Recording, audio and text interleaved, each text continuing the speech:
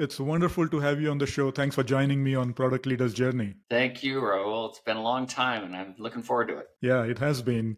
And, Stu, you are one of the topmost experts in cybersecurity. You've built a number of companies and taken them through successful exits. So you're a serial entrepreneur. And so what's your latest venture? Well, in the cybersphere, it's an AppSec company where we're using AI to predict and prevent code level vulnerabilities, which, let's face it, 100% of cyber attacks are based on flaws in the code, either lack of features in the code or fundamental flaws inside the code vulnerabilities. So Qwiet AI is the name of the company. It used to be called Shift Left, but we just rebranded. And so, yeah, we're driving the future really of AppSec with AI. Okay.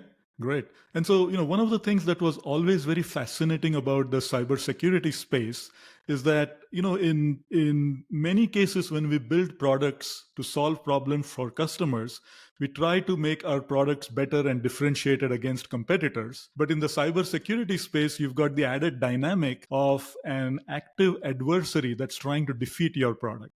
Yes. Right? So there's a level of complexity beyond what you see in typical industries. And so you have to think about how do you stay a step ahead of competitors. And with what we're seeing with AI, isn't it natural that the bad guys are also going to be using AI? 100%. I just had a talk about this actually last week. Not a lot of people are talking about that, though. I mean, like, even in our space, which is a little disturbing, like, sure, we'll talk about like Worm GPT to create sort of a fake fish that works really well, or, Auto GPT to help maybe automate some hacking, or pen test GPT, things like that. But that's where a lot of it stops. And we all know the bad guys use this tech way faster and quicker than the good guys do. And so my goal always when we talk about this topic is to really orient everybody to this world that, look, the bad guys already know this stuff. The bad guys are already leveraging it. How are you as the good guy going to leverage it? So for us as serial, sort of entrepreneur types, we have to be looking at the ways they're going to be leveraging AI and machine learning, generatively and predictively, and then finding solutions that we can leverage AI to defeat that same AI. And it will be AI to AI. I have no doubt about it. Just a question of when. Yeah. And so I'm constantly looking for the right founding team and the right founding idea and the right founding technology that can make a big difference and stay ahead of the adversary. You know this from my experience at Silence. Silence was a truly predictive and preventative play, right? We took a look at every single execution element that was about to get executed on by the CPU, and we said, is this blob safe or is it unsafe, right? Is it a hack or is it normal? And if it was bad or a hack, we would just block it. We wouldn't allow the CPU to actually execute those instructions. And that was truly predictive and preventative. And unfortunately, I feel like the industry has just lost its way completely. It is so focused on detect and respond. Everybody's thrown their hands up and given up on the idea that prevention is even possible, even though I've proven it already with Silence. And I want to prove it again now in the code space. And ultimately now in the AI versus AI space, with some sort of cool idea down the road. Yeah. So you mentioned Silence, and I want to touch upon that. I want to go there, but let's rewind the clock a little bit even before that. And you were at Ernst & Young and advising a lot of large organizations and C-level executives about cybersecurity risks. And so that was a services kind of a play, if you will. So how did you transition from services around security to products around security? Though, yes, Ernst & Young was very services oriented, we actually built our own products inside of Ernst & Young as well. There was something called, what was it? E-Security Online or something like that. It was a threat-based sort of thing. And, we helped build some of that. But I was honored and privileged to help be that trusted advisor to countless companies around the globe in not just detecting a malicious threat actor inside of their company, but also to be able to respond and then prevent that threat actor in the future.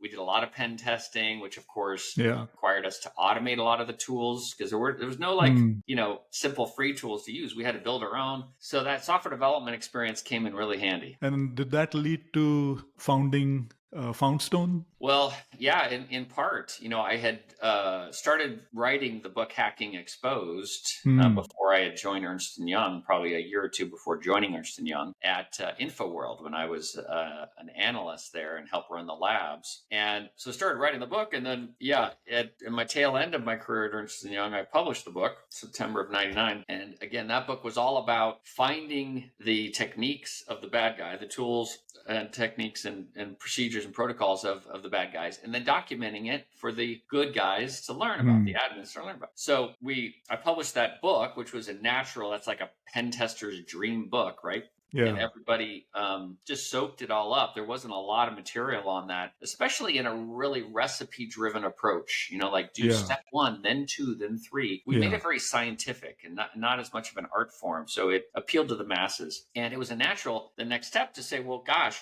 why couldn't we just automate this whole methodology into a tool that does it automatically for you and scans your networks, looking for the problems, helping you identify what patches to fix or what configurations to change, etc. And was the beginning of Foundstone. And, one of the things, so Foundstone was a vulnerability assessment. And one of the really clever things that I thought you guys did at Foundstone was defining that one single metric, that score, that encapsulated all the aspects of risk and whether there were countermeasures in place or not.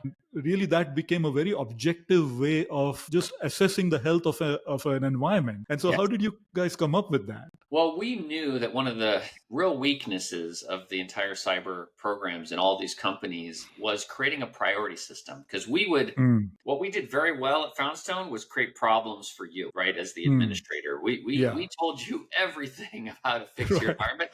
And it usually wasn't a handful of things. It was usually hundreds and thousands or hundreds of thousands of recommendations. Well, that creates a lot of noise. And it's very challenging to understand, well, what's more important than another? And so we said, well, look, what if we could come up with a score that represented not just the vulnerability, but the exposure that it provides, right? The threats that are out there today, the exploitability, like all of these elements. And we put it in one place for you to measure and then now manage. And that is what, long before CVSS scores and all this stuff came about, we had the Found score. And the Found score ended up being incredibly successful in getting defense teams to see the value of applying our technology over anything else that was out there at the time, like Qualys or Nessus or any of this other stuff. Yeah. But that score, that was a very effective way of changing the language that people use, that customers used in just defining their environment. And so have you seen that? I've not seen something similar like that found score in other industries when we build products. So what's your advice for people thinking about building products to identify that one metric that customers can start to embrace and use and change the language around how you talk about a problem and a solution?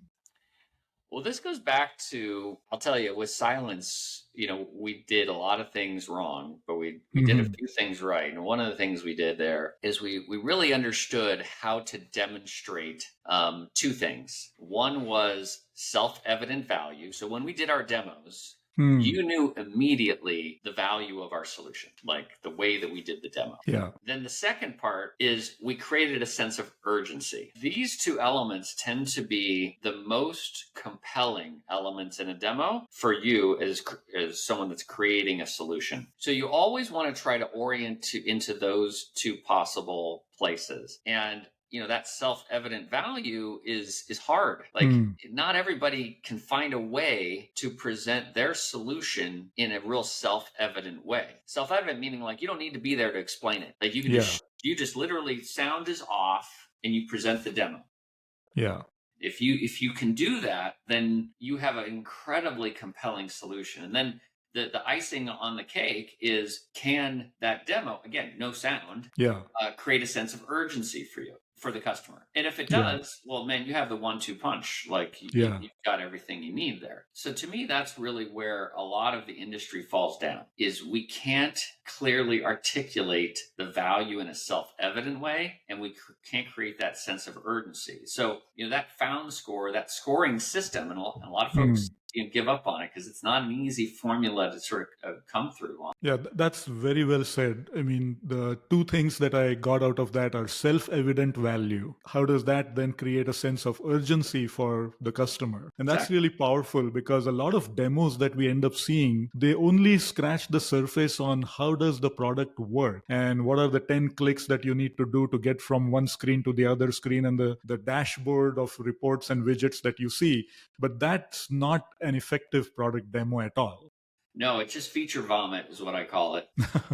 Yeah. So let's drill down into Foundstone a little bit. What were your key learnings starting from $0 million, building the company up, and then a successful exit with McAfee? Well, Foundstone was, not what I would call sort of high growth. We were, a 5-year company before we got acquired. We were a services only company for the first year and a half, maybe 2 years, something like that. And we had extreme tension between the services arm and the product arm. And that's a whole nother story for another day, probably. But that's typically what you find is if you have a services arm, they see their value as being people in the mix and making decisions for their customers and helping them along day to day. And the technology is a threat to that. Yeah. So you really need to build a services team that is highly oriented to automation and technology. And if you can't do that, then you're going to have this friction. And so we often had that at Foundstone, actually. But the really interesting part for us was it took a lot longer to build the tech, ideal customer profile and an MVP, something that's minimally viable. But once we got to the appliances, we put the software on the appliances. And once we got that sort of starting to ship on its own, that's where we really started to scale. And a little known fact about Foundstone is we were still over 50% services when we got acquired in terms of revenue. Yeah. So we were still, you would maybe be safe to call us a services dominant play, even though our tech was what was getting all the headlines and what was, compelling a lot of customers. We still had a very healthy services practice too. But is that something that you would do again? Like, was that the playbook at Silence? Because you started with services and then pivoted into product. Yes. So how does that transition I learned my lessons. Yeah. Like with Silence, I knew what not to do. So by that point, we had about a 2.5 year run where we had zero product revenue. It was all services. But the big change that I had to make for Silence for the services to be successful were the people. Like I had to hire specifically for a product centered company. Yeah. That the individuals that were coming in to help build our services practice had to be really oriented to the technology as the ultimate value creation of the company and not necessarily adding more bodies onto the services practice. By doing that, I felt like we set ourselves up to have the highest chance of success of doing the teeter-totter. Because you always start with, like, in a service to product play, you always start with 100% service. Right. And then eventually the product comes to supplant it. And the moment this supplant happens, services teams really get nervous unless you've hired them in specifically to tell them that this is what's going to happen. Like, and don't be afraid. Because what we're going to do is at a certain point, we're going to make sure that we always grow with the product. So I always said it was like a 90-10. I wanted a 90-10 mix. So if we're doing 900 million in product revenue, I want to do, 100 million in services, no doubt about that, stuff like that. And then we would just grow along with product. Yeah. And so both at Foundstone and Silence, what was the growth curve in terms of hiring? Because you are, in a startup phase, you are rapidly hiring, and, how do you then make sure that you're hiring the right people for the right role at the right time? So how did that shape your perspective around hiring? I got to tell you, I still have PTSD from those years, especially at Silence. Silence, I believe, are still on record as the fastest growing cybersecurity company, at least by raw revenue dollars. So we basically went from zero in product revenue to 100 million in ARR in 2 years and 2 months. Nice. Yeah. So in that time frame, and so there was a 7-month period in there where we went from 200 employees to 800 employees. Wow. So in 7 months, we hired 600 people, and we So we sourced them, recruited them, onboarded them, enabled them, etc. How many mistakes do you think we made in that process? That, I mean, just the scale of growth, you're bound to make some mistakes there just because, you're not going to have 100% batting average. 100%, exactly. And and I don't mean to say like it was a mistake in hiring this person or that person. That's not what I'm saying. Yeah. What I'm saying is that individual's talents, skills, right, were misplaced inside of the existing infrastructure. They were never going to be successful in certain cases, right? And we didn't have the insight, the quantitative measure. Like you talked about the found score, right? Yeah. We didn't have the found score for human being. We still don't to this day. And it's a large part what's motivated me to start another company, but we'll get to that later maybe. Ultimately, we as human beings are incredibly complex and complicated. Yeah. But at the end of the day, we all boil down into incredibly pattern-driven behaviors that are highly predictable. The problem is you have to be able to measure as many of these characteristics as humanly possible to get the highest predictability out of that machine, that human machine. And so that's what I'm really keen to do as I go forward in my career, is to quantify both traits and cognitive biases in a way that allows us to predict success, failure, or struggle in a specific position, in a specific company. And to me, I'm just passionate about it because of all the PTSD I had. Yeah. So would love to drill into this a little bit deeper. When you talked about creating that score, when it comes to humans, can that objectivity be brought to defining and capturing the traits of a person? Because humans are very subjective in nature. We change our behavior and our way of thinking depending upon the context and the environment and the people that we are with. And so how can you codify people in that sense? One of my best examples, I'm going to give a demonstration to you, and forgive me if I've done this to you already, Rahul, but maybe for the audience, they haven't heard this one. So I want you to ask me a question and I'm going to respond. Okay. And I'm gonna write down something here real quick, just to prove to you that, I'm not just agreeing with whatever you say. And so the question is, where did you grow up? So you just asked me that question. Okay, Stu, where did you grow up? Well, I grew up mostly in Guam, about 8 years of my childhood in Guam, and then Hawaii, and then Colorado. Colorado Springs in particular. And a lot of people will naturally just ask the question, well, was your family in the military? Right? It's almost 99% of the time. Interesting. So simply by stating those 3 or 4 things, 99% of the time, they'll ask, oh, well, your family in the military. And look, no, my family was not in the military. That's the short answer, right?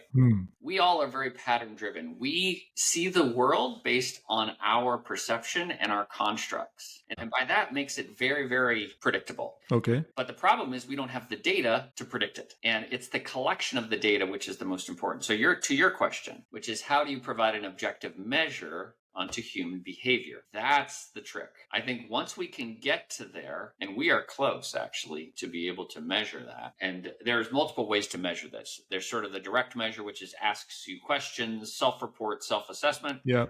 Another way is to simply watch your behavior, how you type, what you type, what you do, how you do it, blah, blah, blah. You can sort of measure all of that. Third is to ask, peers around you, people that know you well, what's Rahul like, working with them and blah, blah, blah, which of course they have a subjective measure of your objective measure, et cetera, et cetera. And then there's public-private data, what can we collect on Rahul that'll tell us things about him? Social media, private data, blah, blah. And you bring all those things together and you have an incredibly powerful way to determine and predict almost, well, how will Rahul act in this setting, in this project, with this individual? I mean, I've had the pleasure of working with you, right, at McAfee. I've seen you in Dynamics, executive team and otherwise. And I don't know you inside and out, but I can certainly probably predict 9 out of 10 times how you're going to react to a certain event because I've gotten to know you, And I'm not saying that I would be able to guess the exact answer and things that you would say. No. Right. But how you might respond to this person saying these things or that kind of thing. And that's in large part just comes from a lifetime of experience of working with a lot of different people and understanding human behavior. And so if we can teach a system to learn about the traits and biases. And this is another part of it. This cognitive bias part, I think, is really, really fascinating. We are all driven by these biases day in and day out. Yeah. Right? They're invisible to us. We rarely think about them, much less quantify them. And yet they drive us every day, invisibly, unconsciously, and we're bound to them. We're almost slaves to them, in effect. Yeah. So we really have to start to make ourselves aware of these biases. I tend to have what I call entrepreneur bias, which is that, well, because I found success in a couple, 3 things, I think I can make anything successful. Well, that's just not true. That's just not true. But that's what I think more times than not. Right. And that's incorrect bias. You should have, at a minimum, be aware of it, and ideally feed that into your decision-making system. But there's countless others. There's Dunning-Kruger effect. There's spotlight bias. I mean, there's like 200 documented cognitive biases that drive us unconsciously all the time. Now, what if you could measure all of them? What if you could measure the traits, 200 plus professionality traits that make you successful in work? That, to me, is the next generation of the workplace. Yeah. And when you think about hiring, and a lot of times we are making decisions on hiring based upon very short interactions and short amount of data. And then how do you get that hiring decision right? Spend so little time interviewing somebody, and you think to yourself, and you're pulling basically from your old experiences, which come from old biases, right? That you've built over time. It largely boils down to, hey, Raul, is he a good guy? Is he a good guy? He's a good guy. All right, well, let's hire him, right? What does that mean? He's a good guy, or she's a good guy. We have no way of quantifying that today, but it's absolutely possible. But we have to put a lot of energy and effort into that quantification and measurability, and then track it over time. And I think that the forefront really of machine learning AI on the predictive side is to apply it to human behavior. Yeah. So that's where I think a lot of the space has to go.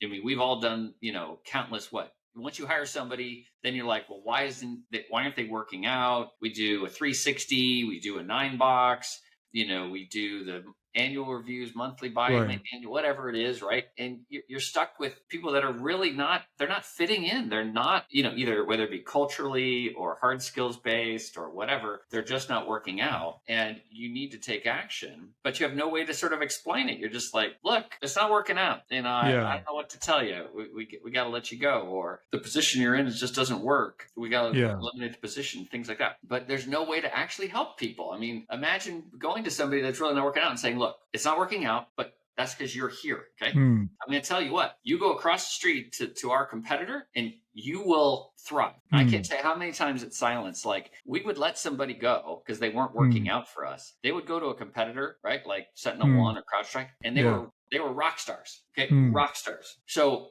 was it that they weren't good, or was it that they weren't good at silence? Yeah. Well, they weren't good at silence, right? Because the way our culture was, the way our biases were aligned, the way our traits were aligned, it just didn't align well. Yeah. And there's nothing wrong with it. Like, there's nothing wrong with it. It's just different, and you just want to find a higher alignment. Yeah. Jim Collins talks about some of that in his book, Good to Great, and saying, you got to have the right people in the right seat on the bus. Yes. And that's what I think you're referring to, that if you may not be in the right seat in the right bus at the right time. That's right. That's exactly it. And that's what you want to find. But you need a system to do it. Yeah. You need to find a system, a way of measuring that can be applied to everybody, that allows for us to, almost plot you on a graph. So we know, well, where are you aligned? Where's the overlap? Well, here's the company and here's you. Okay, these positions inside this company would be great for you, but not those other ones, not these ones here. Yeah. Right. So you don't want to put them in that spot. And it's not based on hard skills. It's not like, well, he's a good programmer, she's great with numbers. No. That's a whole nother beast, right? Yeah. It's really about, are we culturally aligning you to be successful inside of a project, inside of a team, inside of an organization? Yeah. To me, that is the future. Yeah. So you've started a few companies and you've built them up, and there is a vision of what kind of company you want to build, and that goes back to a sense of culture that you talked about. So how do you define culture? And when you're starting a company, how do you have a vision for what kind of company you want to build? Well, the vision has to start first, for sure. Then you build the culture around it, I believe. I mean, I've always set my visions to be very big, like to prevent 100% of cyber attack. Yeah. Most people look at that and be like, yeah, you're just nuts. Like, you're just crazy. There's no such thing as 100%, much less can you prevent the stuff. But I usually set them pretty big. Silence was to prevent attacks on everything under the sun, And so you set a big, big vision so that people know that we got a lot of work to do and there's a lot of ground to make up. But then you start to align to that vision culturally. So like for me, these bigger visions of protection, prevention, this is really what drives me. And I'm such a mission-driven leader that I always align to something that helps somebody else. Yeah. That to me is the ultimate purpose in life, is to not just help yourself, but once you get to a place where you can help yourself, is to help others. So helping others, protecting others that can't protect themselves was always a big, big driver for me in the cybersecurity space. And so defining the culture that makes up that vision and mission, and then ensuring that you hire and align continuously to that culture. Now, just like you said, though, you can define the culture all you want, but I guarantee you have hundreds of cultures in your organization.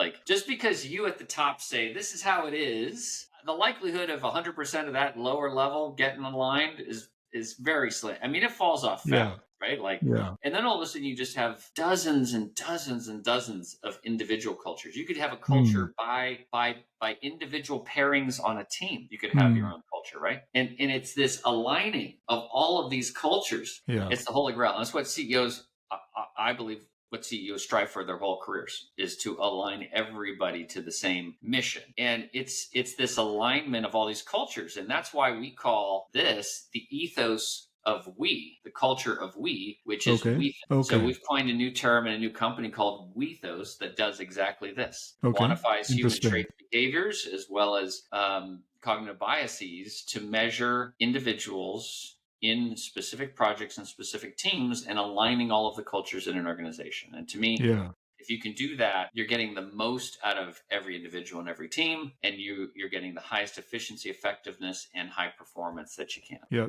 that's very powerful. And, there have been efforts or tools that have been used, and I've certainly taken some of those tests, and many people have. MBTI and DISC, and they give you an assessment that you are an INFJ or ENTJ. And there are probably tests and assessments that create some codification based upon certain criteria. So when you talk about Wethos, how is that different, or how is that better from the existing ways of assessing an individual? So let's talk about this. So traditionally, the way we've gone to quantify human behavior has been around what we call personalities, right? Right. So it's the ality of the person. And the personalities tend to be oriented to you personally, not professionally. And a lot of the traits that you look for in a professional person at work are very different than you would look for in a person. So let me just give you my best, one of my best examples. Extroversion. So introversion, extroversion, right? That tends to be one of the MBTI things. Right. Now, in my youth, leading teams, I used to think, well, gosh, where do we want extroverts? Well, we want extroverts in the sales position. That's for sure. Right? You want them to be super social and want to go talk to people and make everybody laugh, be the center of attention and stuff like that. I can tell you 9 out of 10 of the most successful reps that I've ever seen are not extroverts. They're introverts. Interesting. Absolutely. But do you really even care? I mean, at a certain point, you realize it doesn't really matter. Those features are not, they might be fun to talk about at a party, like between you and I, like, oh yeah, I'm an introvert, you're an introvert, aren't we cool together, blah, blah, blah. But it doesn't help leaders and managers and, quite frankly, teammates to engage with you any better, to be more effective and more high performing. You need to have things like, are you an effective communicator? Are you comfortable with conflict? Can you easily self-regulate, right? Your thoughts, your emotions. These are the things that help. How open are you to ideas and cultures and opinion? I mean, these elements are what define the success of a team in a professional work setting. And so that's where we really splinter off from this sort of personality matrix to this Okay. really professionality matrix. Now, there are some overlaps for sure, Mm-hmm. but there are distinctive cognitive biases in particular and traits that are very, very different that we focus on. Stuart, that's interesting. So, what are the attributes that you measure at Wethos when it comes to how a person appears professionally in the work environment? Well, at Wethos, we really do believe that there are some core traits that you have to measure very, very effectively. Once you can measure Okay. those highly effectively and predictably, then you can offshoot from those core. And the four core that we've been able to quantify are what we call sort of ideas, Okay. relational, Okay. action, and order. So ideas and relational are all about how people make decisions. Okay. Action and order is how people act on decisions or enact Interesting. them or create or like execute on them. Okay. Yeah. So it's how we make decisions and how we execute on decisions. And it bifurcates, okay, into those Mm-hmm. four sort of categories. And we have a scale, a 1 to 5 scale, which ends up being more like a 10 scale because we do half increments, and we measure you on those elements. So let's say we have a team Mm-hmm. and they are high like ideas. So there are 5 on ideas. Mm-hmm. And there are 5 on rationality, and there are Okay. 5 on action. In other words, they don't, they're not the ones performing the action, right? They're the ones sort of planning the action, trying to get other people to take the actions and stuff like this. Yeah. And you get them all in the same room. I mean, insanely predictable what's going to happen. They're going to have great conversations. Everybody's going to agree on how to solve a problem, and no one's going to take action on it. Like, and so you need diversity in that team. Yeah. You need somebody that's like a 2 in ideas, and maybe a 3 in action, or a 2 in action. Like, you need to have diversity in your team to be a fully functioning executable machine. Yeah.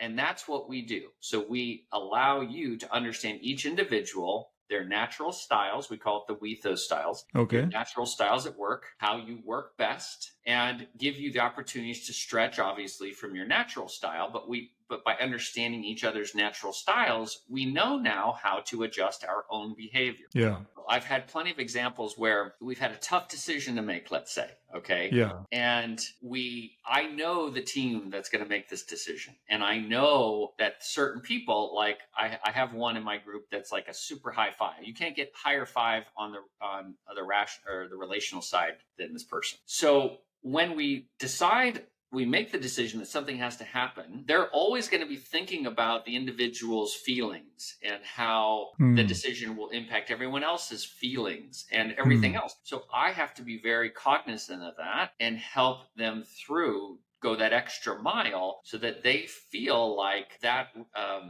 sort of relational side is not being ignored or brushed under the rug, or they're not being minimized. The value of that individual is not being minimized. That is all being a part of it. And by doing so, now you have a unified decision-making platform.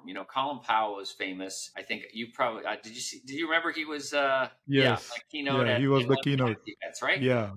And he was famous for telling everybody in his cabinet, right? Like, look, here's the thing. You can argue the idea all day long in this setting environment. The moment you leave this room, the idea is your idea, not my idea. It's your idea. And you need to own it just as I do. Well, that is in large part, I believe, the highly successful teams and effective teams can get to that place. The way to get to that place quicker is by understanding all of the natural styles and the way that people think in terms of making decisions and acting on the decisions. So that's where Wethos really comes into play. It almost reimagines how work can be, because you're not bound to a position or a title. You're now bound to a project. So just because you have the title of software engineer doesn't mean that you wouldn't be good at accounting. Maybe you'd be great at accounting. I don't know. If you have a natural style of attention to detail as part of your coding practice, well, you'd probably be good at accounting because you really get into numbers, or you get into facts and figures, and you let the day get defined by rules, etc. Well, then you're going to go well in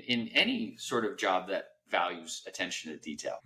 So you're moving away from the position and you're moving into the project. Does that make sense? Yeah, that makes sense. And when we talk about high performing teams, now there's so much written and talked about building high performing teams, but what you're saying here is you're codifying what it means to be a high performing team so Yes. that based upon the individual behavioral assessment based upon those four axes. So I'm just recapping what you said: Mm-hmm. ideas, relational, action, and order. Mm-hmm. And based upon the first two relate to how a decision is made, and then the last two relate to how do you execute upon that decision.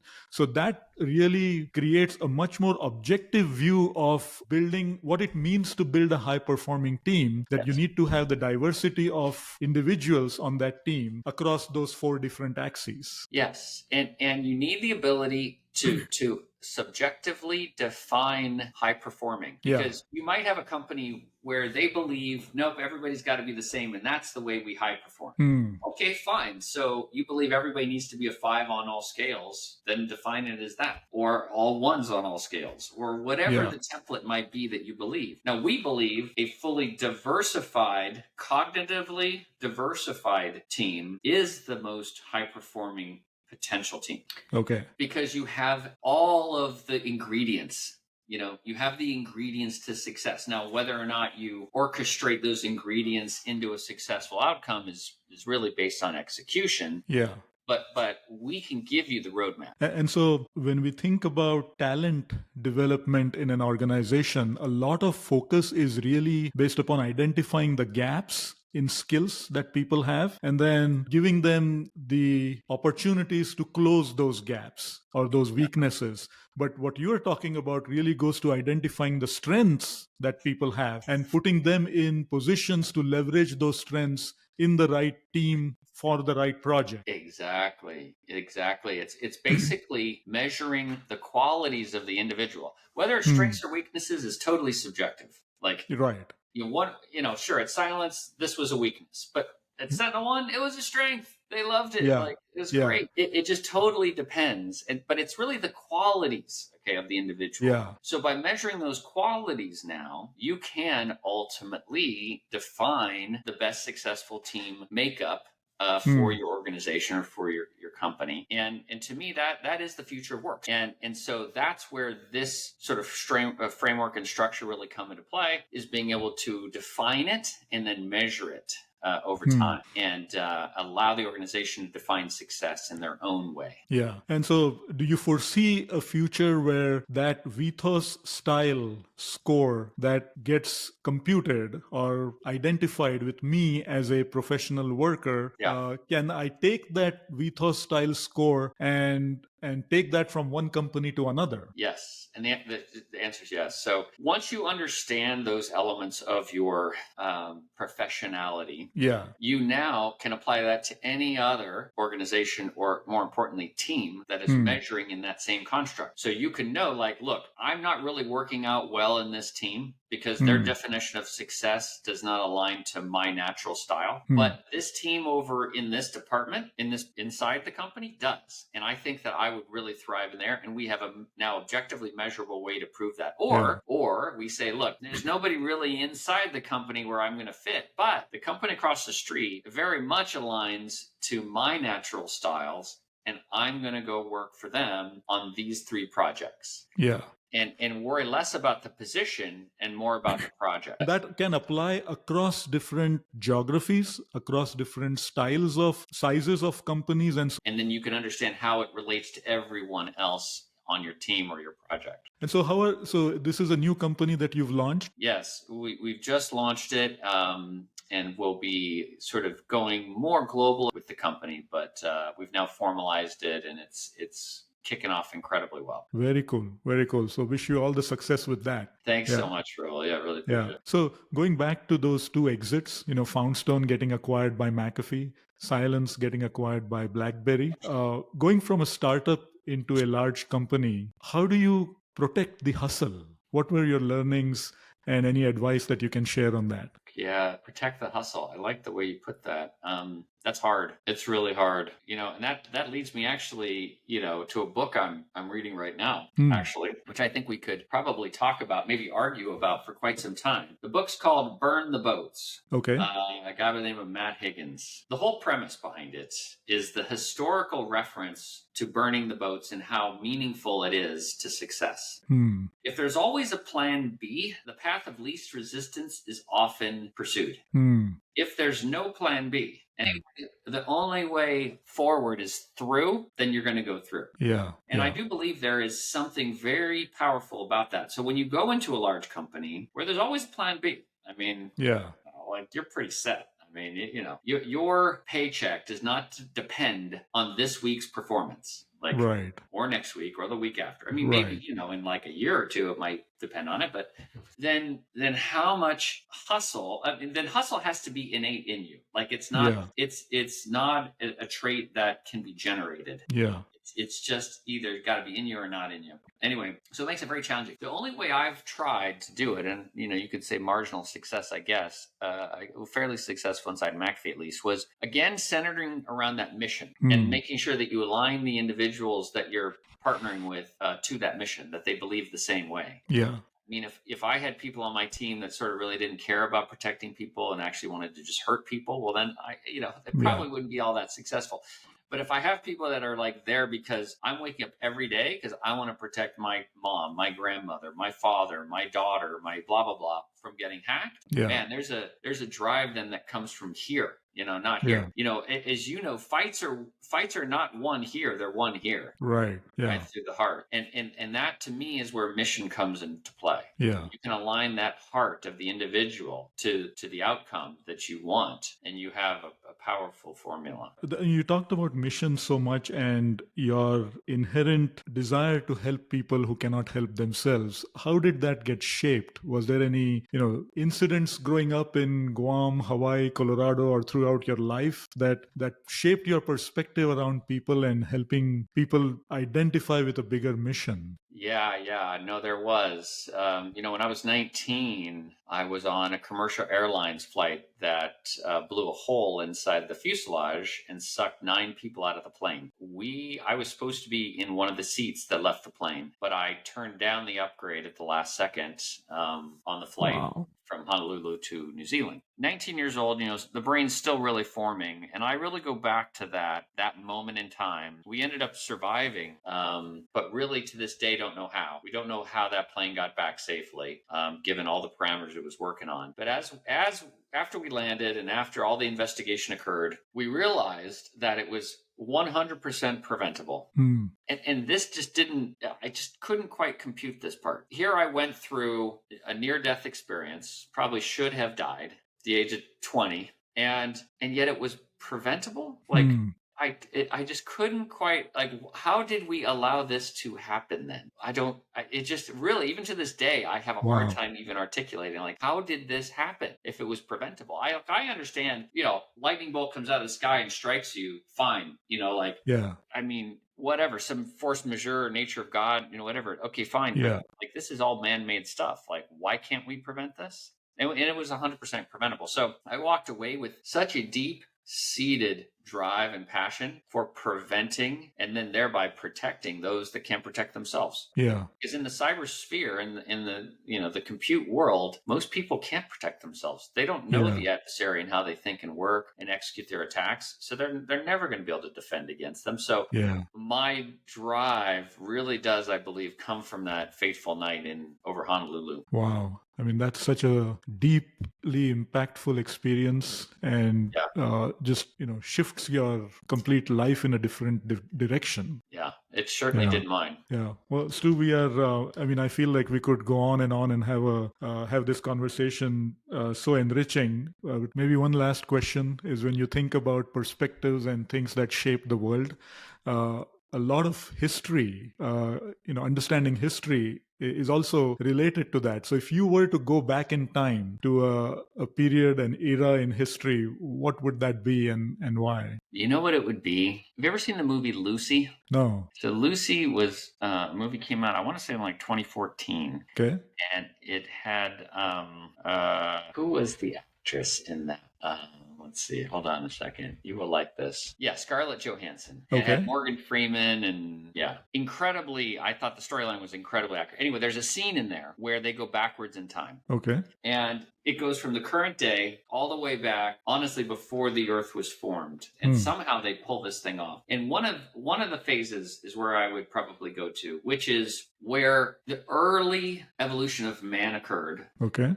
And we all decided that working together was better than working by ourselves. There was an anthropologist that just recently, I want to say, sort of discovered the very first evidence of civilization. And what do you think the telltale sign of that first? That's where I would want to be, by the way. That moment in time where this anthropologist discovered the first healed femur bone in a human being. Interesting. If you break your femur and you're allowed for it to heal, you have to have help. Yeah. There's no, otherwise you're some animal's meal, right? Yeah. Yeah. I mean, 2 million years ago or something like this. Yeah. And this was the oldest on record healed femur in the history of anthropology. And that's where I'd want to be on that day in that field somewhere when that person broke their femur. Wow. And that to me would be just absolutely fascinating. Like, what was happening there? Yeah. How did we go from all for one to one for all? Yeah, Do you know that's what I mean? very fascinating. Yeah. And I think, that connects the dots on our conversation when you think about individuals and teams and how do you create that structure, that high performing team, and the awareness that by ourselves we are not going to be able to achieve as much as what we can do collectively. And I think that sort of all connects together. That's fascinating. That's exactly it. There's no way you're going to be successful by yourself. You have to find the most effective way, communicating and working together with others on a mission together to achieve it in the most effective and efficient, high-performing way possible. And the only way to do that is with something like Wethos. Yeah, beautiful. Well, Stu, thank you so much for taking the time. I really appreciate it. This was such a fascinating conversation. I always love catching up with you, buddy. Thanks so much, man. Take care. Thanks. You too.